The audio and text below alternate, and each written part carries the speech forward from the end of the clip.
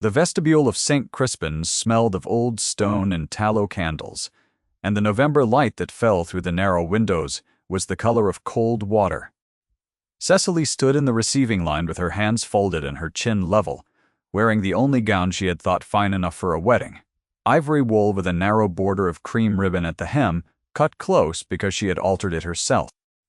It was not a fashionable gown. It was a clean one. She had spent 3 evenings on it by lamplight, and she had not told anyone how long it took. The guests had come through, in the order the season prescribed.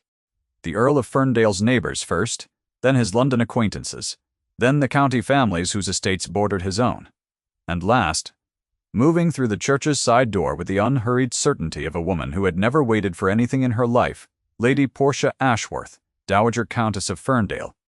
She wore deep plum silk.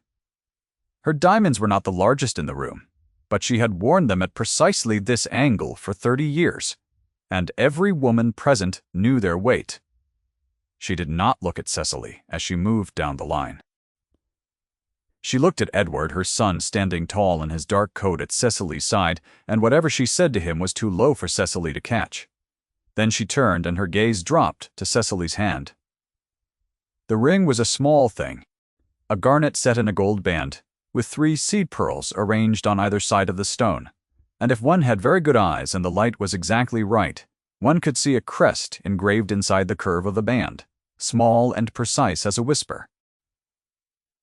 Cecily had worn it on a ribbon inside her collar since the night her mother pressed it into her palm, and said only, "Keep it hidden."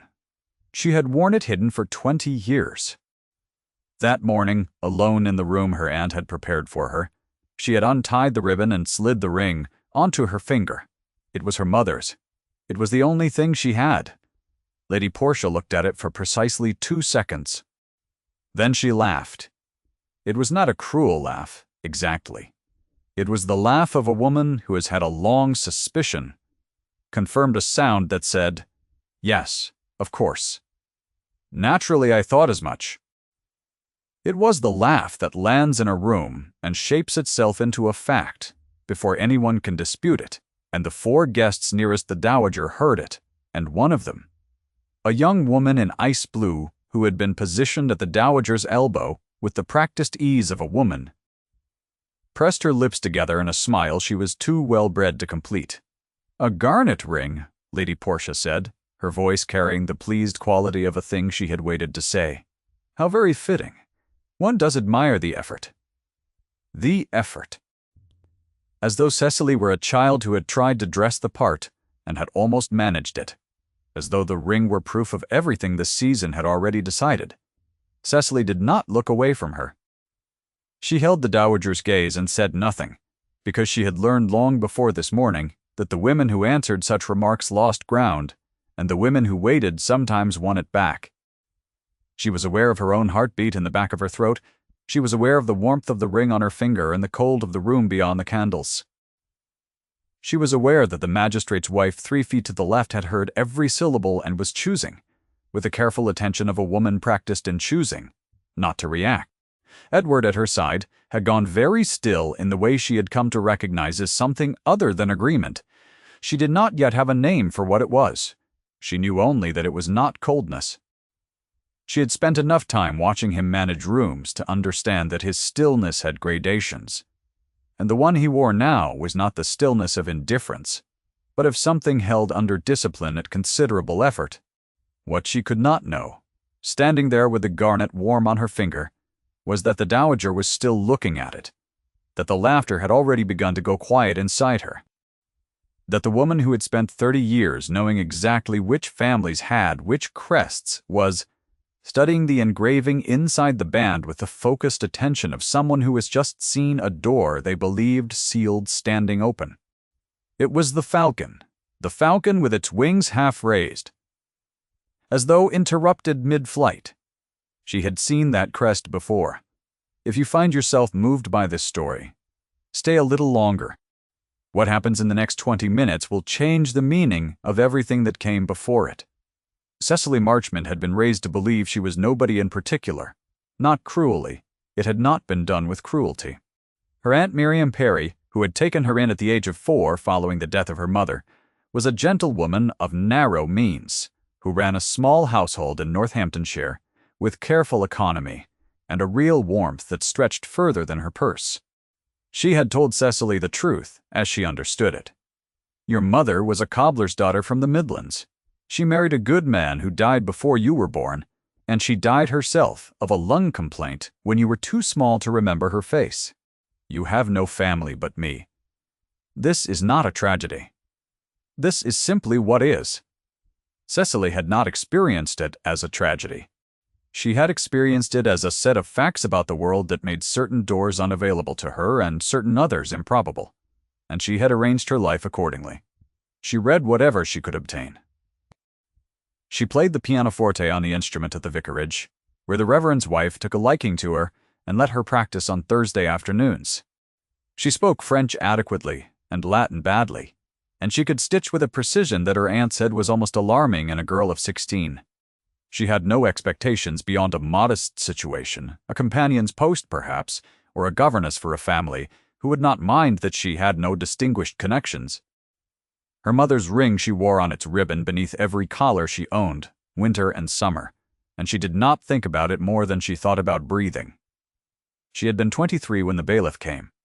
The debt was her aunt's, not hers. A year of unpaid rent on the little house in Marsh Street, accumulated during the months when Miriam's hands had grown too stiff from the cold to take in the sewing work that had been her income. The sum was not enormous. It was precisely enormous enough to be insurmountable without selling something. The landlord's steward had come on a Tuesday in February, when the air was raw and the lane was half frozen, and he had made Miriam an offer in the front parlor with the door open. There was a small chest of effects left by Cecily's mother stored in the back room of the house. The landlord had heard there were items of value inside it. If Cecily would sign a document releasing the chest to his employer's custody, the debt would be forgiven. In full, Cecily had asked what the document said. Exactly. The steward had told her it was a standard release. She had asked whether there was an inventory of the chest's contents. He had said there was not. She had thought about it for the span of 2 breaths, and then she had told him that she would sell the pianoforte before she signed a document she could not verify, and she would thank him to leave. He left. The pianoforte was not hers to sell. She had not mentioned that. What she had not known, in the moment, was that the house across the narrow lane belonged to the Earl of Ferndale's Northamptonshire steward, a man named Peel, who had been standing in his own front doorway watching his neighbor's front steps. He had noted the bailiff's livery. He had noted the duration of the conversation. When the steward left, and Cecily stood in her doorway, watching him go with the particular stillness of a woman who has just lost a battle and knows it, Peel had gone inside and written a letter to his employer in London. The Earl had read the letter on a Thursday. He had called on Marsh Street on the following Monday. Edward Ashworth, Earl of Ferndale, was not a man who called without purpose. The world had tried in the 18 months since Caroline Hale died to position him in front of one eligible woman after another, and he had attended these encounters with the courtesy of someone discharging a debt while knowing he could not pay it. His mother had arranged 3 introductions the previous season, each of them polished and appropriate, and connected to the right families, and he had found nothing in himself to offer any of them, beyond a correct indifference that none of them had failed to notice. He had not gone to Marsh Street to offer marriage. He had gone, in some way he could not have named even to himself, because the letter had described a woman who refused a document she could not verify, and that specific detail had caught in him like a splinter. He stayed an hour. He drank tea that Miriam Perry had made self-consciously fine, in a service that had been her mother's pride. He spoke with Cecily about the Northamptonshire countryside, about the price of coal, about a minor quarrel in the parish over the placement of a new pump that had apparently divided the village more sharply than any political question of the decade. She was not performing. That was what he noticed first, and most. She was not performing for him. She was simply talking with the slight directness of a person who had not learned to ornament her speech. And when he said something that struck her as incorrect, she said so, quietly, without apology. He returned the following Monday. and the one after that. The proposal, when it came, was not elaborate.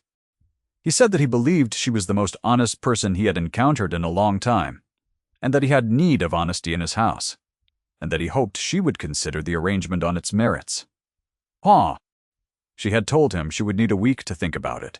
He said that was reasonable. She had looked at him for a long moment with the assessment she had not yet learned to disguise, and then she said that she wanted to understand what he meant by arrangement. He had explained it in plain terms. She had said she would still need a week. She wrote to him on the 6th day. She said yes. Lady Portia Ashworth had learned of the engagement on the same day as the county. The drawing room at Ferndale Park had not been so silent in 30 years. As it was on the afternoon Edward told his mother that he intended to marry the niece of a Northamptonshire seamstress. Lady Portia had set her teacup down, with the deliberate care of someone who understood that objects could be broken. She had asked once whether he was quite certain. He had said he was. She had asked whether he recalled the families who had already been approached, the arrangements that had already been in motion, the particular position of Miss Dorothea Kane, whose father was a baron and whose connections reached into Parliament. He said he recalled all of it. "Then you understand," she had said, with the patience of a woman explaining arithmetic to a child. "What you are choosing," he said he did. She had not raised her voice. She had simply looked at him with the expression she had worn when he was 6 and had broken something that could not be replaced. And then she had excused herself and gone to write 17 letters to the families she would need to manage. The first time she said it aloud was in the vestibule at St. Crispin's, 2 weeks before the wedding, when she had come to oversee the placement of the Ferndale family flowers. She had found Miss Dorothea Kane there by arrangement, and the two of them had walked the nave, while the verger set candles, and Lady Portia had said it in the tone of someone naming a category. "A peasant bride, and we are all expected to receive her as though the title changes." The woman inside it. Dorothea had said nothing. She had looked at the Ferndale crest in the window above the altar and held very still. The dismissal had settled into the room, the way cold settles quietly, until it was everywhere. By the morning of the wedding, it had been 3 weeks since Edward had stood in the library at Ferndale Park at midnight, unable to sleep, and turned the miniature portrait of Caroline Hale face down on the mantelpiece shelf. He had stood looking at the back of the small oval frame for a long time, studying the velvet backing, the small brass loop of chain, the faded initials scratched there by a jeweler who had not anticipated anyone reading them twice. And then he had gone to the window and stood watching the park in the darkness until the cold drove him back to the fire. He had not been in love with Caroline in the way the stories described. He had been fond of her, seriously and specifically fond, in the way one is fond of a person who asks good questions and does not fill silence with noise. When she died, what he had lost was not the grand passion the world expected him to mourn, but something quieter and more domestic, a particular quality of company, the specific texture of knowing that someone in the next room would be glad to see him when he appeared in the doorway. Her death had been fast. The fever had taken 10 days. He had not been at his London house but at Ferndale, and his mother had sent word, but the word had arrived 2 days late, delayed by weather, she said, though he had never been able to verify it, and the uncertainty had lodged in him like a stone in a boot, small enough to ignore until he tried to walk. He had not said this to his mother. He had not said it to anyone. It was the kind of grief that had no clean outer edge, no moment at which it could be named completely and set down. It was instead a quality of the house, of its rooms at certain hours, of the particular silence that a music room holds when no one is playing. He had learned to carry it by not looking directly at it. The way one does not look directly at a wound, one cannot afford to acknowledge in public. He had said nothing about it to Cecily either, but on the evening she had come to Ferndale Park for the first time, to walk the rooms she would inhabit. He had left the library dark and taken her instead to the music room, which was lighter and had a view of the south garden, and she had noticed the dark library and had not asked. He had thought, turning to watch her stand at the music room's window, that she was the first person who had not asked. She wore a blue dress that evening. She had a way of standing that took very little space, as though she were still waiting to be told whether she had permission to take up more. The music room was well lit, and had the slight chill of a room not often used, and she had not remarked on the cold, but he had noticed her draw her shawl once across her shoulders, with the practiced economy of someone accustomed to managing discomfort without naming it. He had crossed to the fireplace and added wood without explaining why he was doing it, and she had looked at him for a moment with an expression he was still not entirely certain how to read, and then looked back out the window. He had wanted, watching her, to say something that he could not yet find words for, not about the library, not about Caroline, but about the specific quality of the last 18 months, the way he had moved through them, like someone performing an impression of himself. He had said nothing. She had turned from the window and asked him the name of the formal garden's designer, and he had told her, and they had talked about gardens until the light failed. The second time Lady Portia said it was 11 days before the wedding, at the Ferndale Park dinner table, with 7 guests present and the candles burning in the silver holders that had belonged to Edward's grandmother. Cecily had been seated halfway down the table, between the wife of a local magistrate and an elderly uncle of Edward's, who was almost entirely deaf. Lady Portia had been at the table's far end, and what she said had been said to the woman on her left in a tone low enough to be private and loud enough to travel. "She does well enough for a peasant bride," she said, "if one has low enough expectations." The magistrate's wife turned to look at Cecily. Cecily was looking at her plate. She had heard it clearly. She folded her hands in her lap beneath the table and counted to 5, and when she lifted her eyes again, she looked at Edward, who was at the table's head, and his face had gone absolutely still in the way she now recognized as fury held by absolute discipline, and she thought, not for the first time, that she did not yet know what to do with a man who felt everything and showed nothing. He had crossed the room to her afterward when the gentleman rejoined the ladies, and he had said, in a voice too low for anyone else to catch, "I am sorry." She had said it was not his doing. Whis.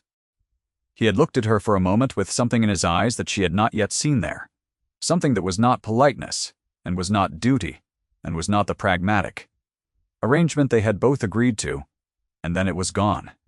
And he said, "I am sorry, nonetheless," and stepped back. She had thought about that look for 11 days.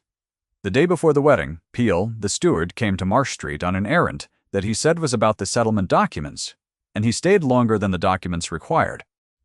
When he was going, he paused at the door and told her in the careful voice of a man who is not certain whether he should be saying something, that he had heard from a housemaid at Ferndale Park that the Dowager had been heard in the upstairs corridor the previous evening, speaking to no one in particular, saying that the wedding would be what it was, and a peasant bride was still a peasant bride, beneath whatever title the family chose to hang on her. He said it, and then looked at the floor, and Cecily thanked him and said she was quite all right, and he nodded. And left. She stood in the front parlor for a moment after the door closed. Then she went to the kitchen and helped her aunt set the table for supper because the table needed setting, and she was not going to stand in the front parlor being something that had been said about her. The morning of the wedding arrived, cold and clear, the kind of November morning that has decided to be beautiful out of spite. Cecily dressed by lamplight in her aunt's house, because it had seemed right to spend the last night there in the small room, with the slanted ceiling where she had slept for 20 years. The room was exactly as it had always been. The same hook on the back of the door, the same crack in the plaster above the window that she had watched for, so long it had become in her mind a map of a country she had invented as a child. Miriam had pressed her hands at breakfast and said nothing, because she was a woman who understood that some mornings were too full for speech. She had laid the table carefully. There was bread and good butter and a small pot of quince preserve that she had been saving, Cecily noticed, for something she deemed worthy. They ate together in the kitchen, with the fire going and the November light not yet fully arrived, and Cecily had thought, watching her aunt spread butter with her stiff-jointed hands, that she did not know how to account for what Miriam had given her. Footnote: had no currency adequate to the 20 years of small, careful kindnesses that had added up to a life she had been able to inhabit with some dignity. Cecily opened the small box where she had kept the ring since the bailiff had come, and she had retrieved it from the chest beneath the bed. The garnet was clean. The pearls were smaller than she remembered, or perhaps she had simply grown older. She held the ring in her palm and thought about her mother, who was a woman she knew only through Miriam's careful sentences and the weight of this small band of gold. And then she thought about the falcon crest inside it, which she had examined 100 times with the stub of a candle and never understood the significance of. She slid it onto her finger. It fit exactly. It had always fit exactly. She covered it with her glove. St. Crispin's was full.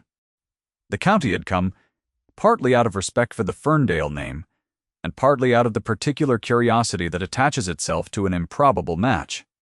Cecily walked the nave beside her aunt, who had been given the signal honor of accompanying her as there was no father and no brother, and she looked at the altar and the candles and the stone face of the building above her, and she breathed the way she had taught herself to breathe in difficult moments, slowly from the bottom of her lungs. The ceremony itself was clean and exact, and the Reverend Beaumont's voice did not waver. Edward did not look away from her. She noticed this. She noticed also that his hand, when he took hers at the altar, was very steady, and that the steadiness was not indifference. It was afterward, in the receiving line, that Lady Portia removed her glove. Not literally. What happened was this. Cecily had taken her right-hand glove off to accept the hand of an elderly woman who had been at Ferndale the day Edward was born, and who gripped with a fierceness that suggested she was still testing the world's substance. And she had not replaced the glove afterward because the room was warm and there were still 40 people in the line. The garnet ring was visible. It was small and plain by the room's standards, and she had not thought to conceal it. Lady Portia came through at the end in her plum silk, and she looked at the ring and she laughed, and she said, in the voice that carries across rooms, "A garnet ring. How very fitting. One does admire the effort." And Cecily held her gaze and said nothing. And the Dowager was still looking at the ring when the woman behind her moved forward, and Cecily turned to greet her, and in the moment that she looked away she did not see Lady Portia go still. She did not see her take one step back, then stop, then turn back toward the ring, with the expression of someone who has recognized a ghost. She did not see it because she was busy shaking the hand of a small woman in a brown traveling cloak who had arrived at the back of the church too late for the ceremony and had slipped into the receiving line because she had come a long way and did not know who else to speak to. The woman's name was Agnes Vale. She was 65 years old, and she had the compact, purposeful quality of someone who has spent decades being useful to people who did not often think to thank her.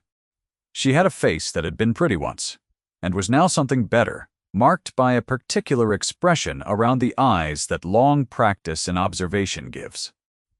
She had been a lady's maid, she told Cecily, gripping both her hands in a way that made the garnet ring press briefly between their palms. She had served the late Mrs. Marchmont. She had heard of the marriage from a cousin in Northamptonshire, and she had come because she thought someone ought to be here who had known Cecily's mother. Cecily stared at her. "You knew her," she said. "Very well," said Agnes Vale. "For 7 years." She looked down at Cecily's hand, and something changed in her face. Her eyes moved to the ring, and she was very quiet for a moment. Then she said, her voice dropping to something almost private, "Where did you come by that?" "She gave it to me," Cecily said. "The night she died." Agnes looked up from the ring. She looked at Cecily's face for a long time. Then she looked across the room, and Cecily followed her gaze, and saw that Lady Portia was standing 15 feet away in a cluster of county wives, very still, watching them. The stillness was not the stillness of a woman merely observing. It was the stillness of a woman who has put down a cup she cannot pick back up. Agnes straightened. She was not a tall woman, but she had the presence of someone who has decided to take up her full allotment of space, and she crossed the room at a pace that moved other people out of her path without her appearing to hurry. She stopped in front of Lady Portia. The women around them fell quiet by degrees, the way a room quiets when it understands something is happening. "My lady," Agnes said, "I believe you know this ring." Lady Portia said after a pause that she was sure she did not know what Agnes meant. "I think you do." Agnes's voice was level. It had the quality of a statement that is not interested in disputing its own truth. "I was present in the Marchmont household when that ring was last seen. It belonged to the Lady Elspeth Marchmont. It was her mother's ring before that, and her grandmother's before that. It has the falcon crest of the Marchmont family inside the band. Lady Elspeth was wearing it the evening before she left for the north, from which she did not return. The ring was not found among her effects." She paused. "I have always found that strange. The county wives had stopped pretending to talk to one another." Lady Portia said that this was not the time or place for old servants to speak so. "I am sorry," Agnes said, "but I think it may be." Edward had moved through the room without appearing to move quickly, the way men of his height and authority can, when the occasion demands it. He was at Cecily's side before she had finished understanding what she was watching, and his hand came to the small of her back with a pressure that was light and steady and unmistakably deliberate. Agnes turned to him. "My lord," she said, "I knew your wife's mother. She was Lady Elspeth Marchmont of Wiston Hall in Derbyshire. She left that household in the autumn of 1794 with very little, under circumstances that were never clearly explained to the staff, and she died in Northamptonshire 6 months later. The ring your wife is wearing was the Marchmont family ring. I would know the crest inside that band in any light." She said the last sentence looking directly at Lady Portia. Her voice did not waver. It was the voice of a woman who had been waiting 26 years to say something of this kind, and had spent the time deciding exactly how to say it. The room was very quiet. Lady Portia stood in her plum silk, with her diamonds at the angle they had held for 30 years, and she looked at the ring on Cecily's finger, and then she looked at Agnes, and then she looked at her son. Her face had the expression of a woman discovering that the floor she has walked on for decades has a different substance than she believed. She said nothing. Miss Kane, standing at the edge of the room in her ice-blue gown, set down her glass on the nearest surface and stepped back 2 steps toward the far door. The Reverend Beaumont, who had remained near the door to the vestry, had followed the exchange with the attention of a man who understands that some proceedings require a witness, and he cleared his throat quietly. "That ring belongs to the Marchmont line," Agnes said in the same level voice. "To the room, and so does she." Edward turned to his mother. He said, with the particular quietness of a man who has been waiting for a long time to say exactly this: "Then, there is nothing more to say." He did not raise his voice. He did not need to. The sentence had the quality of a door closing, soft and complete, and Lady Portia heard it the way she had heard every word her son had ever said, with that quality of finality, which was to say she heard it as something that could not be undone. What followed was not dramatic, in the way some reckonings are dramatic. It was procedural and quiet and exact, which made it in its way more complete than drama could have managed. The Reverend Beaumont came forward and confirmed in his measured voice that the marriage was legally concluded and that he had witnessed it. Agnes offered to write out a full account of what she had known of Lady Elspeth Marchmont, which she addressed in front of the assembled company, to the Earl of Ferndale. The magistrate's wife, who had dined at Ferndale 11 days ago, and heard the second dismissal and said nothing, pressed Cecily's hand, with a firmness that was also a kind of apology, and told her that she hoped she would be very happy. Lady Portia did not leave. Leaving would have been worse than staying, and she had survived 30 years of Ferndale Park society on the strength of exactly this kind of calculation. She remained in the room with the expression she had last worn at her husband's funeral. Not grief exactly, but the face of a woman who is absorbing information that has rearranged the known world. When the guests began to move toward the reception, she took her place in the room's drift, and she said very little. and she did not say the word peasant again. Miss Kane found a carriage. Agnes sat with Miriam in the corner of the reception room, and they talked for an hour with the particular ease of two women who have both spent decades in service to others and have never before been in a room where they were invited to be the guests. Agnes told Miriam what she remembered of Lady Elspeth Marchmont, the young woman she had served, and Miriam listened, with her hands folded in her lap, and her face very still, taking in the shape of a life she had never been told. She had known only that the woman who arrived at her door with an infant and almost no luggage had come from somewhere she would not name, and that she had not gone back, and that she had died with the ring still on its ribbon around her neck. Miriam cried, once quietly, and Agnes handed her a handkerchief with a lavender sprig pressed into the linen, and neither of them referred to it. They did not need to. They were both past the age where tears required explanation or apology. Across the room, Lady Portia stood near the window in conversation with the magistrate's wife, whose expression was one of careful neutrality, that told nothing from a distance, and everything from closer. Lady Portia held her teacup with both hands, which was not how she usually held it, and her eyes moved to the ring on Cecily's hand each time Cecily crossed her field of vision, and then moved away again, with the studied indifference of someone learning, in late middle age, to look at a thing they would rather not have seen. Later, much later, when the November dark had fully arrived and the last of the county families had taken their carriages home, Cecily sat by the fire in the east sitting room at Ferndale Park, while her aunt was settled in the guest room at the end of the first-floor corridor, and Agnes was given the comfortable room near the library that was usually reserved for visiting family. The house was quiet in the way. Large houses are quiet when people have gone to their separate rooms and taken their voices with them. Edward came to the sitting room and sat in the chair across the fire. From her he had removed his coat. He looked without it, less formal and more himself, and she looked at him and thought that she was still learning what his face meant, that the fluency she needed would take months and probably years, and that this did not frighten her the way she had expected it to. She was still wearing the ring. She held her hand out, and he looked at it. The garnet caught the firelight and held it.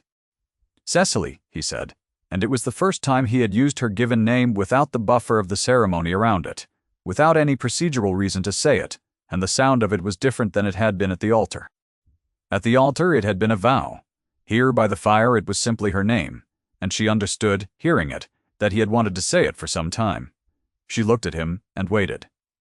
"I did not know," he said. "About your mother. I want you to know that. I know that," she said. He was quiet for a moment, looking at the fire. "My mother is not a cruel woman. She is a woman who has been wrong for a very long time and has had no one to tell her." "I know that too," Cecily said. The fire settled. Outside the window the first thin snow of November had begun to fall, and it lay along the stone sill in a pale line, and deepened slowly as they sat there, not saying much, which was its own kind of language. She thought about Agnes, who had come a long way on a cold day to be present at the wedding of a woman she had never met, because she had known the mother. She thought about Miriam, who had raised someone else's daughter for 20 years, and never once suggested she was anything less than her own. She thought about the ring which had been on a ribbon for 20 years and was now on her hand, and which meant something different than it had meant that morning, not because its substance had changed, but because more of its history had been returned to it. She had been raised to believe she was nobody in particular. She had arranged herself around that belief with the careful tidiness of a person who does not want to take up more space than she has been given permission to take. What she understood now, by this fire, in this house, with this man sitting across from her saying her name as though it were something he had learned the value of, was that the belief had never been true. It had simply been all she was told. She looked at the ring in the firelight and thought of her mother pressing it into her small hand in the dark, and the word she had whispered, "Keep it hidden," and she understood now what her mother had been protecting, not the ring.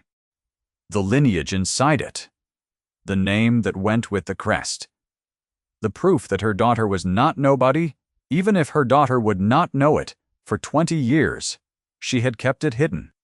She had kept herself hidden, with the same instinct, the same care, the same refusal to make a claim she could not verify. She would not need to anymore. Edward reached across the space between their chairs and took her hand. Not her gloved hand. She had never put the glove back on. He took her hand as it was with the ring warm between them, and he said nothing further because nothing further was required. The snow went on falling outside the window. The fire settled lower and was mended by a footman who came and went so quietly he was barely there. The house had a particular quality of quiet that was different from the quiet Cecily had known in Marsh Street. It was the quiet of a larger space, of rooms whose dimensions she had not yet learned to inhabit unconsciously, of corridors she had not yet walked enough times to know by the sound of them. She would learn them. She was aware of that, with a certainty that sat very still inside her. Not urgent, simply present. Miriam fell asleep in her guest room, at the end of the first corridor, with the ease of a woman who has finished a long task.